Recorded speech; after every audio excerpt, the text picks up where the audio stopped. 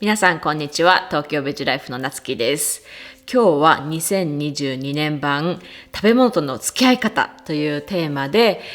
最近感じていることなどをシェアしていきたいと思います。私は若い時から結構ストレスがあると過食気味になってしまう傾向があって、もともと食べられる方なのでスイッチが入るともうどんどん食べてしまうっていう感じだったんですね。去年の後半はかなり過食気味で、山の中で生活をしていてほとんど毎日自炊なので、あんまりジャンクフードとか不健康なものを食べているという感じではなかったんですけど、健康なものであっても、2、3人分を一人でバッと食べちゃうみたいな、そんな感じでした。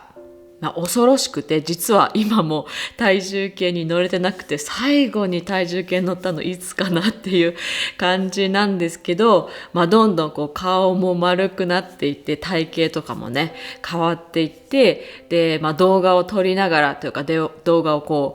更新しながら、いつ随分丸くなりましたねみたいな指摘されるかなと思って、結構ビクビクしてました。で、笑っちゃうんですけど、今まで履いてたジーンズがすごいきつくなってしまって、で、この間結構無理やり履いたら、履けたことは履けたんですけど、履けたと思った瞬間に、座ったらビリビリビリって、ジーンズが破けてしまうぐらいの感じで、そんな状況だったので、すごいもうこれはさすがに減量しないと、ダイエットしないとやばいなと思っていたんですね。一番手っ取り早い方法として、私が動画をね見てくださっている方はご存知だと思うんですけど、何回もやっているファスティング、断食っていうのが一番手っ取り早い方法ではあるので、結構しようかなとは思っていたんですけど、やっぱりファスティング断食っていうのはもちろん人によるとは思うんですけど、私にとってはあんまりサステナブルな、つまり持続可能な食生活ではないなっていうふうに感じていて、例えばすごく忙しくて気がついたら一日一食になっていたとか、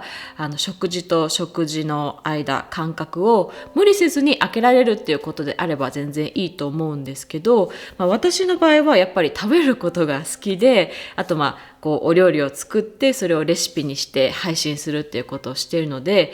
自然とやっぱり食べる機会も多いっていう中で、お腹が空いている空いてないっていうことに限らずに、食べないようにするっていうこと自体が結構ストレスなんですね。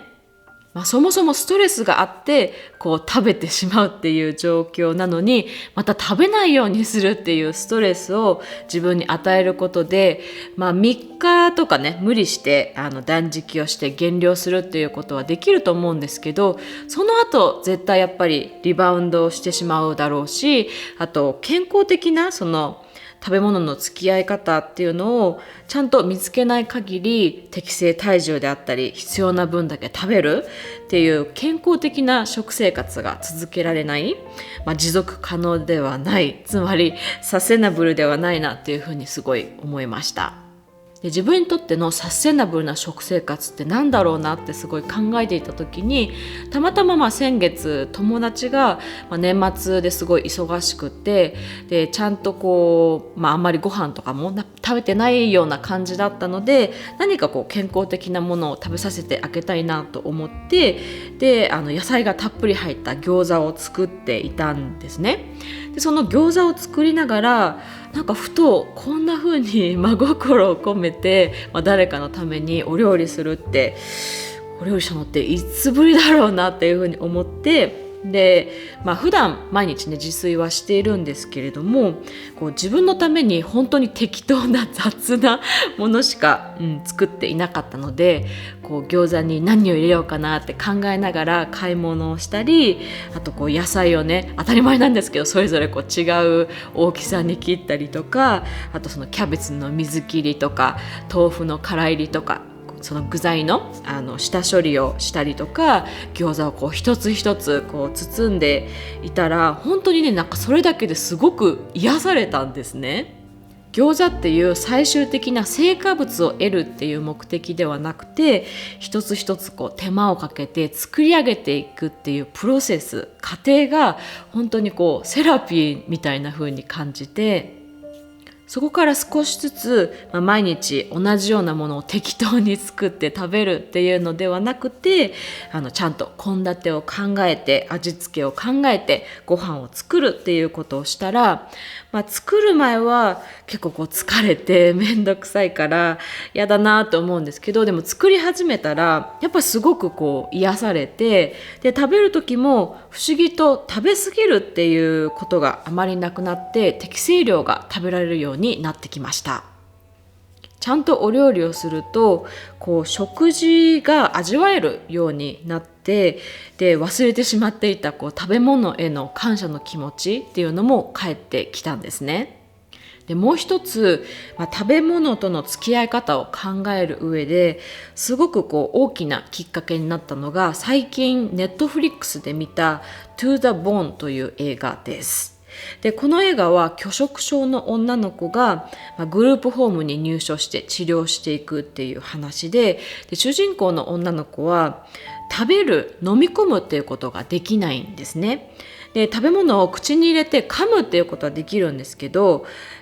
そのまま出してしまうっていう感じで、その映画を見た時に本当に食べることができないっていうのはもうどんなに辛いことなんだろうと思って、本当に言葉では言い表せないほど心に響くものがあって、自然と涙が出てきたんですね。自分は食べることができるし、美味しいものを美味しいと感じることもできるし、美味しいものを作ることができるし、そのレシピをシェアすることで美味しいものを食べるっていう喜びを他の人に知ってもらうこともできる。でそれってすごく恵まれていることだし、純粋に感謝の気持ちを感じました。なので食べ物との付き合い方っていうのを考えた時に、食べたら太る、で太った自分は醜いっていう、食べ物は自分を醜くするものっていう考えが自分の中にどこかあったっていうことに気づいて、もちろん食べ過ぎっていうのは健康に良くないんですけれども、でも美味しいものを食べる喜び、食事をする楽しさっていうのは忘れちゃいけないなと思いました。その過程の中で顔が少々丸くなったとしても、理想よりもお腹が出てしまったとしても、それは外見の話で、周りがどう思おうとも、自分自身を嫌いになる理由にはならないと思うんですね。ですし、そもそもその周りの人とか多分自分のことをそんなにそこまで気にしてないし、見てもないし、食べ物は付き合い方によっては本当に毒にもなるし、栄養にもなるものだと思います。でもどちらかを選べるとしたら、やっぱり栄養の方、体と心を癒してくれるものとして付き合っていきたいなっていうふうに年明けてすごく感じるようになりました。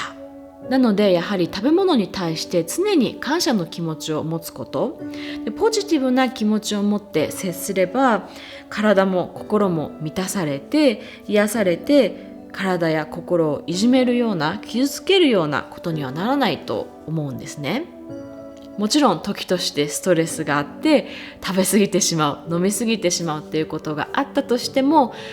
そういうこともあるっていうふうに割り切って、次の日になったらまた気持ちを切り替えて、ポジティブに感謝の気持ちを持って食べ物に接していく。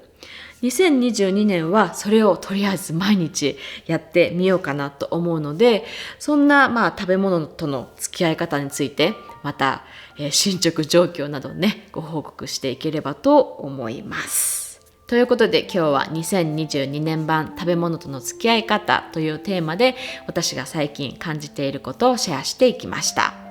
食べ物とのうまい付き合い方がわからなくて悩んでいるっていう方はたくさんいらっしゃると思うので、今日の話が何か参考になればとても嬉しいです。今日もご視聴ありがとうございました。それでは See you next time!